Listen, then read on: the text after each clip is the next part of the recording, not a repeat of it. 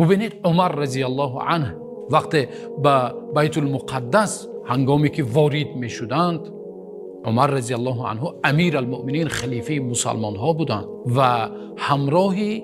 خادم خود چیکار میکردند؟ یک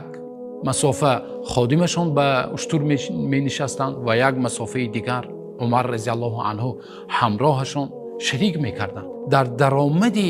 بیت المقدس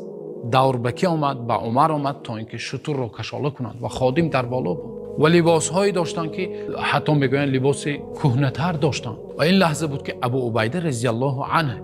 به امیر المؤمنین عمر ابن خطاب رضی الله عنه اشاره کردند که یا امیر المؤمنین، شما چی میشد که بالای اشتر می نشستید و لباس های کمی زیباتر و با آبروتر می پوشیدید؟ که عمر رضی الله عنه آن سخن مشهوری که در تاریخ مانده است، عمر گفتند ای ابو عبیده، ما یک قومی هستیم که ما را الله با اسلام عزیز گردانید.